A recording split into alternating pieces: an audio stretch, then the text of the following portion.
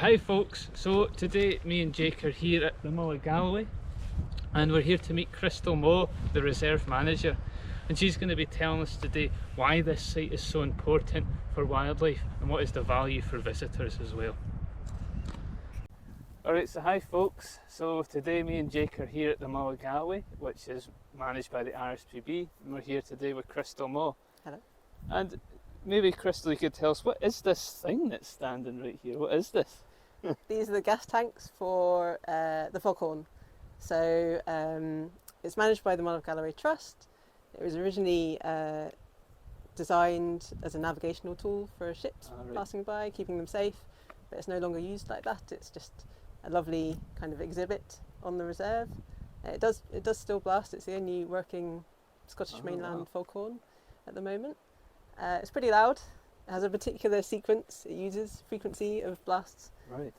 It doesn't sound during the bird breeding season. We've got an important bird breeding colony here, and it doesn't sound during that time. So it's quite handy. How many times does it go a year roughly then?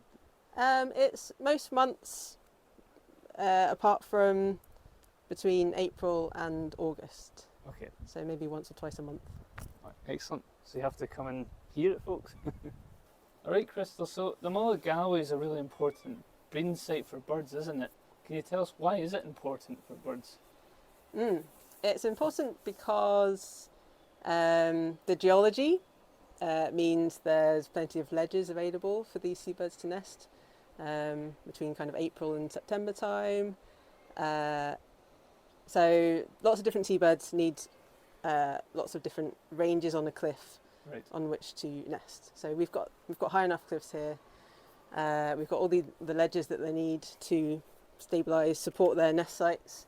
Some of them, like the black guillemots and the guillemots and the razorbills, they don't even build a nest. They just have an egg, literally on rock, bare rock. So they need these ledges to keep their eggs safe. So that's what we've got here. They're also really close to really rich feeding grounds or feeding sea areas. So everything, the whole range of fish and jellyfish, little sprats that these birds are feeding on and diving for, they're all within easy flight distances for them to feed on. Makes sense. To get to, yeah. And what kind of species have we got breeding here in mid-May just now? Mainly got just in front of it, or behind us here, we've got kittiwake, guillemots, razorbills, shags, herring gulls. Not far away, still part of the reserve, we've got a set of skerries called scar rocks, and they have about 2,500 pairs of gannets breeding on them, which are really cool. They fly. The adults quite often fly by this time of year. And we've got the odd black guillemot hiding amongst the crags as well. Fantastic. Well, it sounds like it's well worth coming to see. What in there?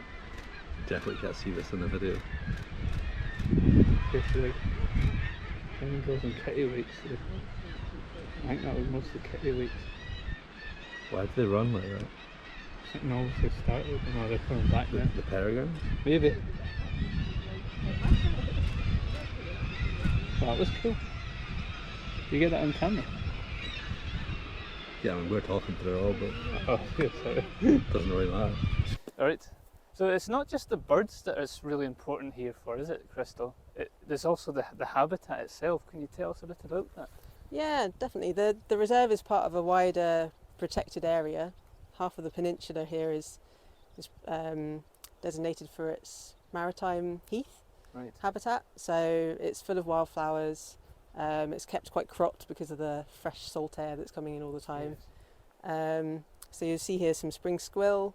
We've got some sea pinks over the reserve as well. This time of year, like May, June time, is really colourful on the reserve. It's pink, purple. You've got the yellow tormentils. You've got bird's foot trefoil. You've got the heather coming through later. Yeah, it's really special. Sea campion. Sea campion coming through. Yeah, and there's an interesting feature of this site actually. We've got some really old yellow meadow ant mounds, which you can see around here. So they'll be really old, like hundreds of years old. They would have built up over that time, and it's not all on the surface. The ants are subterranean, so they'll have this massive colony underneath as well, and they'll be pushing up all this earth on top, and they'll be cropping it. They'll be munching away and mowing the grass to make sure the sun hits the mound and heats it up and incubates all those eggs that they've got. almost like little ecosystem engineers. Yeah, exactly. Yeah.